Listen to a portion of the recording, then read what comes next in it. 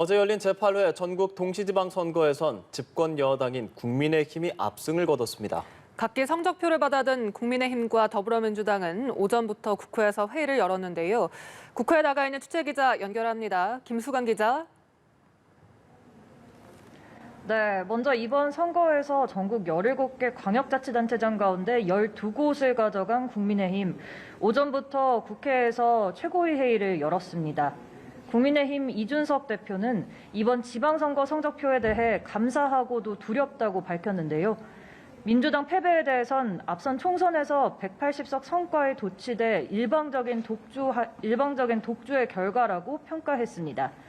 마지막까지 이어진 박빙 승부 끝에 민주당 김동연 후보가 역전승을 거머쥔 경기도지사 선거를 언급하며 김은혜 후보를 격려하는 발언도 빼놓지 않았습니다. 국민의힘이 경기도 기초단체장 31곳 가운데 22곳을 차지하는 좋은 결과를 낼 수 있었던 건 김은혜 후보의 공이라고 했습니다. 국민의힘은 이어 비공개로 전환된 최고위 회의에서 혁신위원회 설치도 결정했습니다. 정당 개혁을 목표로 출범하는 혁신위 위원장은 최재형 의원이 맡기로 했습니다. 이준석 대표는 혁신위 활동 방향에 대해 앞으로 2년도 채 남지 않은 총선이 중요하다며 정당 쇄신에 박차를 가하겠다고 밝혔습니다. 네, 이번엔 야당 상황을 알아보죠. 민주당 오전부터 비상대책위원회 회의를 열고 있죠. 네, 민주당은 앞서 오늘 오전 10시 10분쯤부터 비상대책위원회 회의를 비공개로 진행하고 있습니다. 선거 참패의 원인에 대해 논의하며 향후 수습 방안에 대한 이야기를 진행하고 있을 것으로 보이는데요.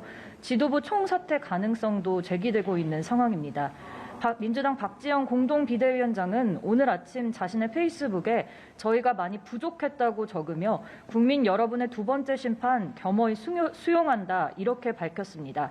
그러면서 새로운 민주당, 더 젊은 민주당으로 거듭나겠다고 강조했는데요. 박 위원장은 앞서 비대위 회의에 들어가기 전에 취재진이 비대위 책임론에 대해 묻자 당이 제대로 된 혁신을 보여드리지 못한 것에 대해 책임이 있다고 본다고 답하기도 했습니다. 민주당이 1시간 가까이 회의를 이어가고 있는데 추가 내용이 취재되는 대로 전해드리겠습니다. 지방선거 결과로 돌아가 보겠습니다. 이번에 또 관심을 모았던 부분이 바로 국회의원 보궐선거인데요. 전국 7곳에서 치러지며 미니 총선이란 얘기도 나왔습니다. 이 보궐선거 성적표도 정리해 주시죠.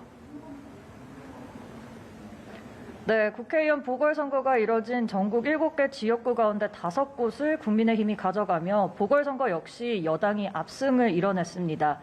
국민의힘은 이전에 보유했던 지역구를 모두 지킨 데다 민주당이 차지하고 있던 강원 원주갑 지역구를 가져오면서 의석수를 늘리는 데 성공했는데요. 특히 관심을 모았던 국민의힘 안철수 후보와 민주당 이재명 후보는 각각 성남 분당갑과 인천 계양을에서 승리하며 동시에 국회에 입성하게 됐습니다. 사실 이번 선거 새 정부에 힘을 실어줘야 한다는 국정안정론과 새 정부 견제론이 맞붙었는데요. 집권 여당의 완승으로 윤석열 대통령은 여소야대 전국 돌파와 국정 운영 동력을 확보한 반면 민주당은 선거 패배에 대한 책임 공방 등으로 당분간 진통을 앓게 될 것으로 보입니다. 지금까지 국회에서 연합뉴스TV 김수강입니다.